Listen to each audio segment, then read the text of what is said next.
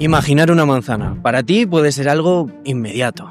Roja, brillante, casi puedes olerla. Pero para otra persona solo es una palabra. Un concepto. No hay imagen, no hay forma. Y lo más inquietante, puede que nunca lo hayas sabido. Te pregunto a ti, ¿estás seguro de que sabes imaginar? Quizá nunca te hayas dado cuenta porque no te haya limitado en la vida y por eso, pues nada, no lo has sabido hasta ahora. Pero que sepas que una gran parte de la población, estimaciones prudentes, hablan entre el 1 y el 3% y otros estudios sí que elevan el rango hasta el 4 o 5% de la población, pero probablemente sean más personas. Todo ese porcentaje, que seguramente hasta algunos mueran sin darse cuenta, vive con la fantasía, la incapacidad de generar imágenes mentales vívidas. Y esto no es una metáfora, es literal. No pueden ver con los ojos de la mente, entre comillas, y muchos, como te decía, mueren sin saberlo. Y si te dijera que esto no solo cambia cómo recordamos, imaginamos o soñamos, sino también qué sentimos, cómo pensamos y hasta qué elegimos estudiar. Nuestra capacidad para imaginar incide directamente en nuestra forma de concebir la realidad. Así que bueno, quédate, toma asiento porque hoy quizá tú descubras que nunca has sabido imaginar o que el resto no imagina como tú lo haces. Para entender qué está en juego, empecemos por el fenómeno en sí. Adam Zeman, neurólogo británico y uno de los pioneros en este campo, a quien entrevistamos en este canal hace tiempo, que os dejamos el link en la descripción, define la fantasía como la incapacidad de convocar imágenes en el ojo de la mente. Cuando a una persona con imaginación típica le piden visualizar una manzana, mismamente, puede verla. Difusa, nítida, dependerá del caso. Pero presente, ahí está la manzana, la ves. En cambio, una persona con una fantasía no ve nada. Lo sabe, lo conceptualiza, pero no lo ve. Es como si tuviera esa imagen codificada, pero no consiguiera evocarla o extraerla para analizarla con detalle. La información le llega de una manera más conceptual. Y aquí empieza el desconcierto. Muchos creían que visualizar era una forma de hablar, una metáfora, hasta que descubren que otros sí que ven, que sí que imaginan, que sí que generan esas imágenes visuales, literalmente en su mente. Piensa en aquellas sesiones de relajación guiada en las que te pedían imaginar un lugar paradisíaco. Tú quizá lo tomaste como una figura retórica, quizá te frustraba porque no te funcionaba. Si te pasaba esto, puede que estés en el espectro de la imaginación con baja viveza, porque la imaginación no es un interruptor de todo o nada, no es dicotómico, es un continuo que va desde la hiperfantasía, imágenes muy intensas, muy vívidas, hasta la fantasía, ausencia de imagen visual totalmente. En los puntos intermedios, evidentemente, pues hay grises, tenemos otras muchas personas. Pero antes de nada, pongamos un poquito de contexto histórico a este fenómeno, ya que esta historia no empieza hoy.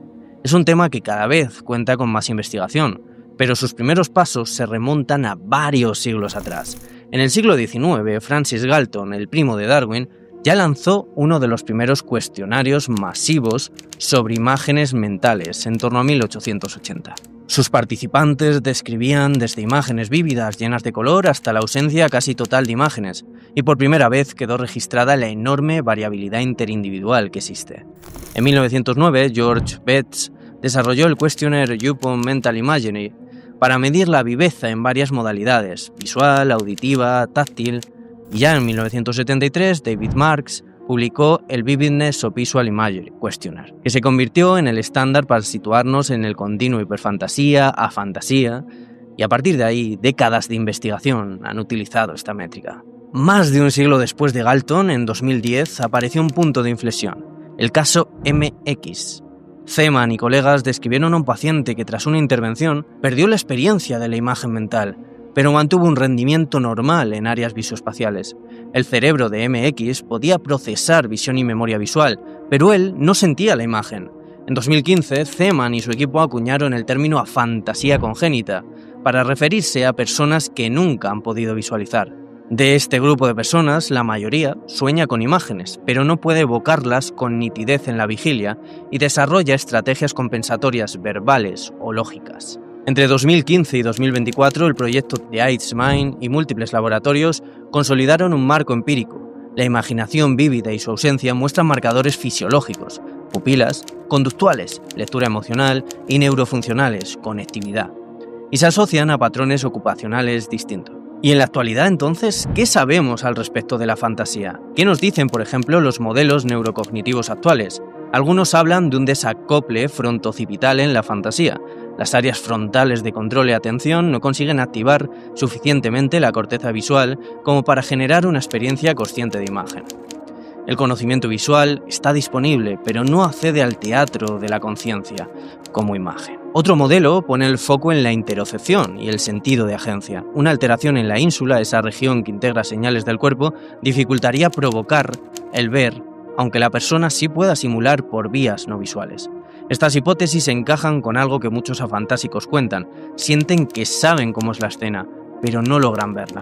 Sienten que tienen la imagen codificada, pero no logran extraerla, revelarla. Sienten que viven en la caverna de Platón viendo todo el rato las sombras, pero no la realidad en sí.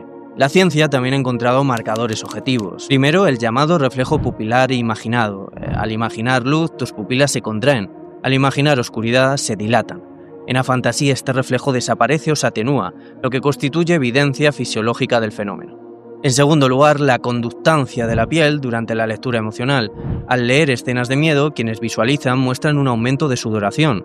En la fantasía, la respuesta se aplana si el estímulo es solo verbal. Con imágenes reales, ambos grupos reaccionan, lo que sugiere que la imagen interna potencia, pero no sustituye la emoción. Estas conclusiones acerca de cómo se experimenta la lectura son muy interesantes, ya que nos ayudan a entender por qué personas con la fantasía muchas veces prefieren libros filosóficos, conceptuales, teóricos o abstractos, ya que las descripciones exhaustivas o vívidas que se pueden dar en una novela no son tan llamativas para estas personas, debido a que no logran construir una película en su mente con todo ello. En tercer lugar, se han propuesto hipótesis acerca de la rivalidad binocular y el primado por imagen. Cuando imaginas un estímulo, sesgas lo que ves, pues si se presentan dos imágenes en competencia, en la fantasía congénita ese primado es mínimo o nulo, lo que apunta a un déficit en el componente sensorial de la imagen, no solo a un tema metacognitivo. En palabras llanas, ¿qué significa todo esto? Básicamente, cuando te ponen dos imágenes distintas, una para cada ojo, tu cerebro, por así decirlo, elige cuál ver. Si antes te piden que imagines una de esas dos, lo normal es que tu cerebro favorezca esa imagen después, y a eso se le llama primado por imagen. Evidentemente, todo esto se puede explicar desde otros puntos de vista más conductuales, pero no nos centremos ahí. En personas con la fantasía congénita, ese empujón casi no aparece. El imaginar no cambia lo que ven, y esto sugiere que el lado sensorial de la imaginación, que activa el sistema visual, está muy débil o no se enciende. No es solo una cuestión de creer que no imaginan. ¿La fantasía entonces es una discapacidad y limita en la vida cotidiana? No necesariamente. Para nada. Puede limitar en algunas áreas, pero propulsar en otras. Las personas con la fantasía simplemente describen tener una mente más narrativa o abstracta. Saben cómo es su casa, pero no pueden recorrerla visualmente con nitidez. Aún así, pueden recordar disposiciones y rutas con precisión. Pueden ser muy buenos sabiendo dónde estaba ubicada cada habitación, dónde estaba el baño, y tener un mapa visoespacial narrativo muy eficiente. Pueden tener como todo eso codificado, pero al final les llega de esa manera conceptual. Recuerdan a sus seres queridos, pero no los ven como tal. Saben lo que sintieron en determinado momento de su vida, pero no pueden recrear las escenas pertinentes. Y en los sueños, ¿qué pasa en los sueños? Pues ahí hay de todo. Muchos sí que sueñan visualmente, incluso con gran nitidez, y otros reportan sueños verbales o narrativos, como si de una voz en off se tratase, como si todo el rato les narraran una historia. Estás durmiendo escuchando un podcast. Parece que la simulación automática del sueño no depende de la misma vía que la imagen voluntaria en vigilia. En memoria autobiográfica tienden a recordar con menos detalle visual, pero conservan bien la estructura. Rutas, ubicaciones, secuencias, sucesos y usan estrategias conceptuales, insistimos. Entonces, la fantasía no es en sí misma una discapacidad, es otra forma de procesar, con ventajas y con costes. Por ejemplo, se da una menor propensión a montarse una película con una novela, como ya decía también anteriormente, al leer, ¿no? O quizá se dan también menos intrusión de imágenes traumáticas en problemas psicológicos como el trastorno de estrés postraumático o el TOC. De hecho, si se padece lo que entendemos por TOC, lo más probable es que las obsesiones intrusivas vengan en forma de pensamiento verbal o concepto, pero no tanto en imagen. También tienden a ser personas más lógicas o distorsionar menos ciertos elementos de la realidad. Por ejemplo, a la hora de recordar una memoria no la mancillan tanto con imágenes extra añadidas, sino que la conservan en un estado más puro e incólume. Esto no es siempre así, pero bueno, a menudo parece que sucede. Desde una mirada clínica y divulgativa conviene subrayar varios aportes prácticos. tienes que tener en cuenta todo esto. En primer lugar, la diversidad del espectro a fantasía y hiperfantasía y el matiz esencial. Imaginar no equivale a visualizar, se puede imaginar de forma más conceptual. En segundo lugar, es importante hacer hincapié en las posibles causas. Las hipótesis son diversas dependiendo del enfoque en cuestión. Desde postulados más cognitivos o neurocentristas, el foco parece ponerse en afecciones orgánicas, bien sean adquiridas como un ictus, como meningitis o como traumatismos, o bien sean innatas, o por el contrario, directamente experiencias traumáticas o problemas psicológicos, depresión, despersonalización, estrés postraumático, TOC, que llevan a inhibir la capacidad de imaginar. Por otro lado, desde postulados más conductistas, imaginar se entiende como una conducta más, perfectamente entrenable. El que una persona tenga más o menos imaginación dependerá de lo experimentado a lo largo de su historia de vida, dependerá de todas las experiencias, las circunstancias, los aprendizajes. Puede ser que haya ciertas personas que hayan buscado una adaptación al medio más ligada a lo visual y otras a lo verbal. Dependiendo de su historial de refuerzos y castigos, el resultado será uno u otro. A fin de cuentas, somos lo que hacemos, así nos constituimos. Si una forma de funcionar en el mundo nos ha resultado más adaptativa, tenderemos a ir por ese caminito y exhibir tales aprendizajes, todo lo cosechado. Obviamente, un enfoque más conductual no niega la predisposición biológica que pueda haber al respecto. Aunque no sea causa del problema en sí, sí puede ser una variable ineludible el que alguien cuente con determinadas diferencias individuales en su cerebro, por ejemplo. Lo que sí es bastante curioso es la relación entre soñar e imaginar. A priori son conductas distintas, pero dependiendo del autor que leas, también te puedes encontrar a otros que sí que atribuyen mayor similitud. Hay autores que promueven que son conductas completamente vinculadas, otros, insisto, para nada, pero la cuestión es que es muy curioso cómo algunas personas sí son capaces de soñar vívidamente, pero luego en vigilia no ver nada, y otras directamente en ningún momento ven nada. Esto para algunos sugiere la diferencia entre afantasía congénita o adquirida, pero no es del todo así. Según estos, aquellas personas con afantasía congénita, quizás, solo quizá, son más propensas a tampoco tener imágenes en sueños, y esas otras que sí imaginaban pero han acabado perdiendo la capacidad por el motivo que sea, aún gozan de ese rescoldo de conducta del sueño. Pero insisto, no tiene por qué ser así. De todos modos, si no hay accidentes, afecciones orgánicas, ¿por qué una persona acabaría por perder la capacidad de imaginar? Pues aunque nos cueste creerlo, perfectamente podría entenderse desde un prisma plenamente conductual. Si las conductas que implican imaginar van viéndose castigadas o extinguidas, en contraposición con otras más verbales que van siendo reforzadas, la adaptación al medio tira por esa vereda. La forma que tenemos de adaptarnos al mundo, de interactuar en él, es única en cada uno y muchas veces sorprende por su itinerario. No se estaría perdiendo la capacidad de imaginar como tal, sino que meramente se habría entrenado otra vía de alcanzar los propósitos y objetivos. También es posible que haya personas que tengan una predisposición innata que facilite el que se adapten al medio de una manera más verbal o más visual, pero de nuevo, aquí estaríamos llegando a la conclusión de que no es algo dicotómico, o para toda la vida necesariamente, sino que se podría llegar a entrenar y cambiar todos esos aprendizajes subyacentes. No obstante, el propio Adam Zeman sugería las siguientes cuestiones en la entrevista que tuvo con nosotros en Engrama. Con respecto a las causas o variables más influyentes en la fantasía, él decía lo siguiente. My best guess would be that it has to do with a change in connectivity in the brain. So we have a bit of evidence that in people with very vivid imagery, there are stronger connections between areas at the front of the brain involved in attention and decision making and areas at the back of the brain involved in vision. Maybe that genetics plays a part because we have some evidence that if you are aphantasic, there is a roughly 10-fold increase in the chance that your first degree relatives will be aphantasic. Y con respecto a si se puede entrenar o no se puede entrenar la imaginación, Adam decía lo siguiente. I think just about all our psychological abilities are like muscles. They can be trained to some degree. So I think it's very likely that some form of imagery training is possible. But most people with lifelong aphantasia who have tried to cultivate imagery seem to have failed, or they've said it's very difficult. So I suspect that there may be some perhaps biological limitation in at least some people with aphantasia, which makes it very hard to train imagery. ¿Y qué hay de la vida profesional? ¿Nuestra capacidad para imaginar influye en lo que decidimos como carrera o profesión? Pues estas diferencias también se manifiestan en la vida profesional, aunque evidentemente hablamos de tendencias.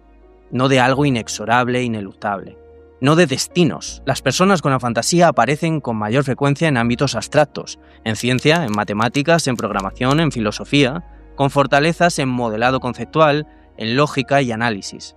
En la hiperfantasía se observa sobrerepresentación en artes visuales, en diseño, en arquitectura o en escritura creativa. Sin embargo, como decíamos, no es inexorable, sino que hay de todo. Ejemplos ilustrativos como Ed Catmull, cofundador de Pixar, y Glenn Keane, animador de Disney, son personas que dicen no poder imaginar y que se han dedicado toda su vida al ámbito creativo y han alcanzado un gran éxito.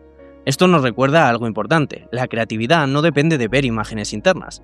Puede apoyarse en conocimiento conceptual, prototipos externos, bocetos iterativos o feedback. Cada mente encuentra su herramienta. El proceso de crear es divergente entre aquellas personas más visuales y esas otras más verbales, pero no es necesariamente mejor en unos o en otros, solo distinto. Y entonces, ¿cómo saber si imaginas visualmente o verbalmente? Si sospechas que podrías estar en algún extremo del espectro. Lamento decirte que no hay pruebas absolutas hiperconcluyentes, pero sí una combinación de autoinformes e índices objetivos, preguntas que puedes hacerte. Pregúntate, por ejemplo, cuando piensas en alguien querido, si lo ves o solo sabes cómo es. Si las visualizaciones guiadas te frustran o siempre te han parecido una metáfora. Si contar ovejas para dormir te sonaba figura retórica a un método para cansarte, pero que no implicaba para ti ver las ovejas como tal. Y si buscas medidas en laboratorio, ahí están las pupilas. Imagina un sol, habrá contracción. Imagina una noche sin luna, habrá dilatación. En la fantasía, el efecto suele ser nulo, o atiende a la conductancia de la piel o a la rivalidad binocular. Mientras tanto, hay consejos prácticos que funcionan. Si no visualizas, adapta tus estrategias. Mapas conceptuales, listas jerárquicas, analogías, espacialidad lógica con tablas o coordenadas, bocetos externos y prototipos. Es cierto que el sistema educativo está bastante alineado con la capacidad de imaginar visualmente, y si eres más verbal puedes encontrar algunas rémoras por el camino, pero nada que no sea completamente salvable y burlable. Recuerda que lo que hacemos constantemente es buscar, a fin de cuentas, la adaptación al mundo, la adaptación al medio. Todo es adaptación. La inteligencia es adaptación, la personalidad es adaptación. Si trabajas en clínica o educación como terapeuta o docente, sí que te recomiendo que valores la viveza antes de pautar imaginería. Es decir, quizá sea mejor una exposición en vivo, un roleplay, un ensayo verbal, una inducción sensorial, no visual, o scripts descriptivos. La creatividad no es patrimonio de la imagen interna, es combinatoria de conocimiento, reglas y exploración. En resumidas cuentas, si buscas exponer a alguien a sus miedos, o por otro lado lo que buscas es en docencia fomentar la creatividad, o en clínica, ten en cuenta las enormes diferencias individuales que hay entre unos sujetos y otros. No todo el mundo es igual. No apliques protocolos o pautas sin individualizar. Y si padeces eso que entendemos por afantasía, y estás sufriendo gravemente por ello, aunque no necesariamente tiene por qué limitarte, decirte que puedes contar con el servicio online de Engrama.